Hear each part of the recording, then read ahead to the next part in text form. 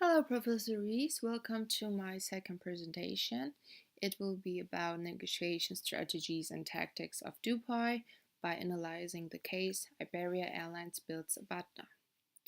So, first of all, you can see here my agenda. I will start with an introduction of Iberia Airlines and then an introduction of the case.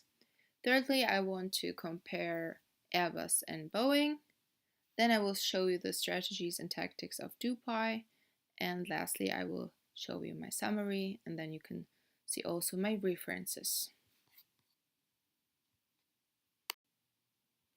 Okay, now I will start with the introduction of Iberia Airlines.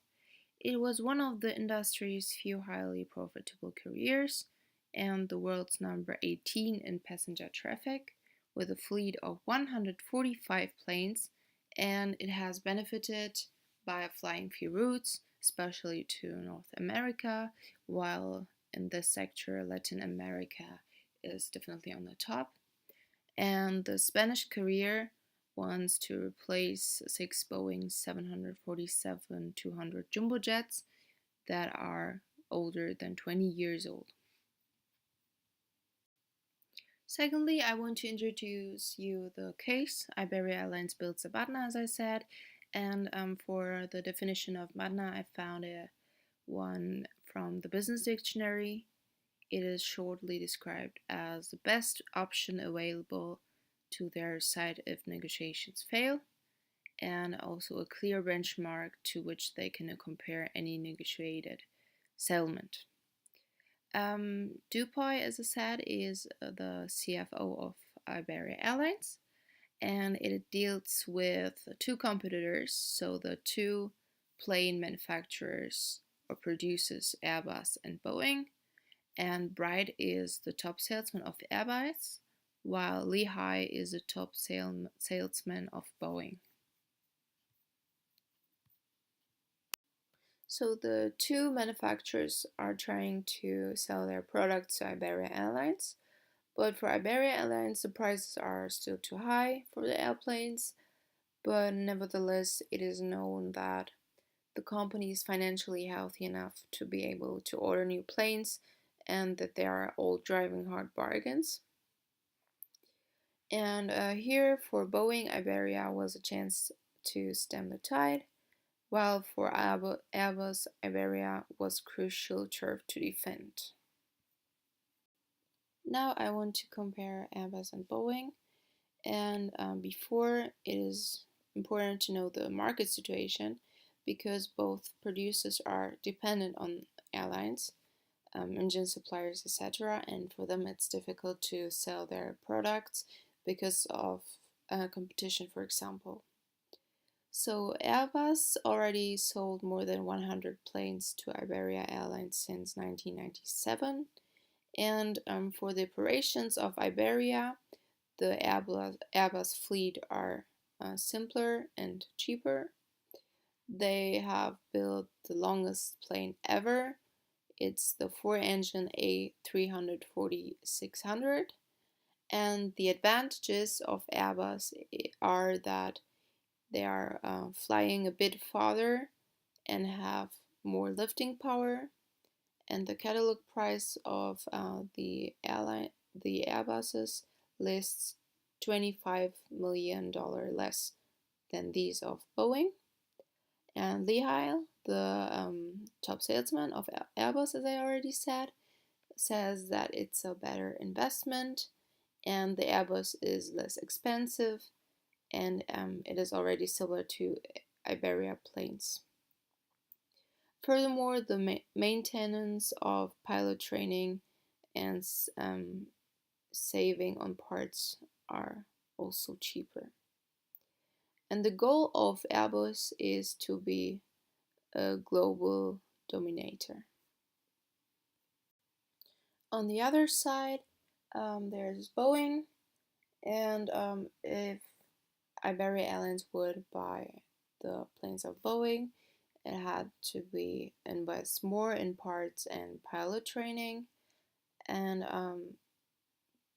Boeing 777-300 is the biggest twin-engine plane ever, And the advantages of Boeing are that these planes are lighter, they have more seats, about 24, and they burn less fuel, and the maintenance on planes are 8% cheaper.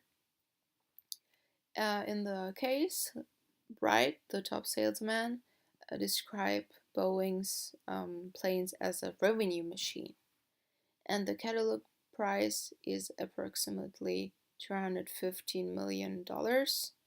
And Bright wants not only compete on price, but he wants to also push operating costs and comfort, which are beneficial for Boeing. Now I want to present you Dupuy and his strategies and tactics.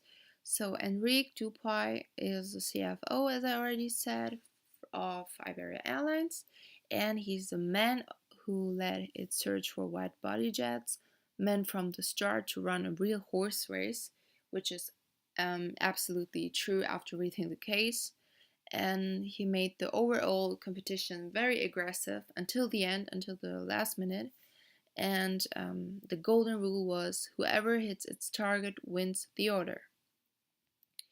All in all, Dupuy makes a professional impression, but he's also like always manipulative.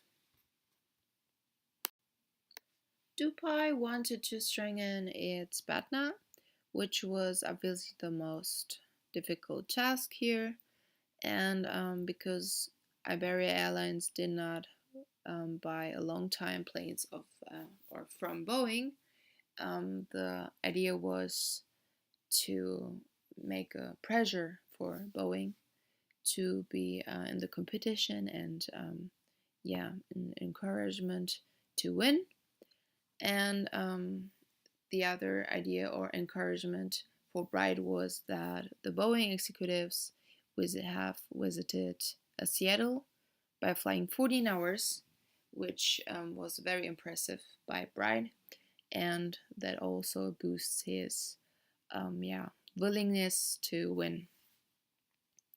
Dupuy was also very clever to mention second-hand buying, so used planes of Singapore Airlines. This was yeah, like the third option, but obviously the two plane producers were not very happy about it, so the competition rose more and more. I want to show you some evidence from the case. Firstly, it is said about Dupuy that everything has been structured to maintain tension up to the last 15 minutes. So here it is described that Dupuy is always planned and structured, and he can overlook to the happenings and also forecasts, and doesn't take risks, and so he wants guarantees. Secondly, he said he wasn't Rabadin, but he boasted one extraordinary conditions. And yeah, this sentence is also clear, I think. So he is a very aggressive person, as I said, and no matter what he do, he's winning cases in an extraordinary condition or in an extraordinary way. Thirdly, Dupuy told Bright that Iberia truly wanted two suppliers, not just Airbus. And with this statement, Dupuy wanted to encourage Bright to also compete, to not give up, and transmit the opinion that also Boeing has a chance to win. So furthermore, he said his own thought terms on price and performance issues, including fuel consumption, reliability, and resale value. He wouldn't divulge prices, but people in the aviation market familiar with the deal say he demanded discounts exceeding 40%. So here you can see also that Dupuy has clear ideas of what he wants, and he's also caring about details and every fact which is belonging to his ideal price target. And usually in the Asian market, yeah, people know that he demanded discounts more than 40%, which is a lot. So he has, yeah, high demands. Secondly, Dupai had wanted guarantees because they lower his risks of buying and thus cut his cost of borrowing. What mattered now was the guarantees also freedom to sell the planes at a good price. Okay, this code is similar to that of the first one. He wants again guarantees because he wants to reduce the risks, yeah, for himself. And yeah, the guarantee is now on the top, and it is the only thing what matters now because he wants to buy the products at a good price. According to that, as I said, that he wants guarantees because he said to Airbus that possibly they want to replace all of his planes with Boeings, and if they wouldn't have the guarantees of Airbus, it would have anyway a strong position, and this wants to be avoided by Dupai. And he said we have a powerful bargaining tool on future prices, so he has the control over the two producers. Dupai replied that sometimes buying used makes sense because it offers the flexibility of other options. The message was here that Iberia could dump its Airbus fleet, and here it is also a pressure making tactic to say that they can also buy secondhand planes, which could be also cheaper. And yeah, the producers, of course, are then in a panic because they would make yeah, loss because they couldn't sell their planes. Another point is that Dupuy argued that Airbus had just given steep discounts to British airline EasyJet, so it should do the same for Iberia because the prices were still too high. And Dupuy used the strategy of what Airbus did for EasyJet to have an equal price setting at last, which makes again very pressure and also, yeah, kind of encouragement to make more discounts. Dupuy was impressed by Boeing's new aggressiveness, as I told.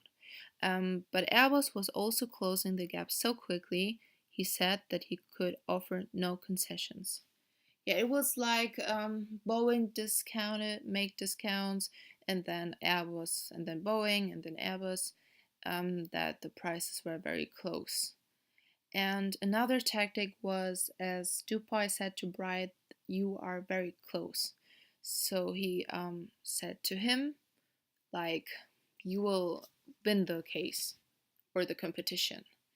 So yeah, it's like making Boeing a very good feeling, but it can also make more discounts to win for 100%. Now I want to summarize the case. First of all, Dupai held to aggressive competitiveness from the beginning until the end. His idea was to create a competitive atmosphere where the two manufacturers always fighting against each other by discounting their prices as much as possible. Furthermore, Dupai was a perfectionistic finance man. It's the evidence for making everything as he wants through tactics to fulfill his wishes and ideas. Also, he set clear requirements to make the competition more difficult for the two manufacturers, Boeing and Airbus. that they present him, yeah, every wish and fulfill his requirements.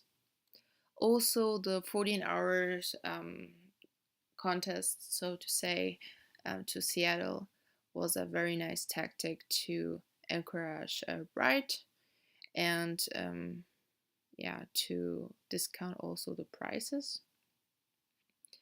Moreover, the awareness of the reaction of resale planes was very clever because through this action he encouraged both airlines to compete more and more and also discount the prices. Not to forget, his aim was to strengthen BATNA, as I said in the beginning, and hereby, yeah, at the end he had his best alternative to negotiate an agreement. And yeah, at the end, the result was that both companies or manufacturers um, reduced their prices or decreased in prices significantly. But at the end, they had similar prices. But at the end, Airbus was the winner because of better investment, easier adaptiveness because of the fleet, for example. They had also the advantage of saving money because of maintenance, and overall, the action would be cheaper. Yeah, thank you for listening my presentation. Alas, here you can see the references. So yeah, first of all, the case, and secondly, from the business dictionary, I found a very good definition for BATNA. Thank you very much.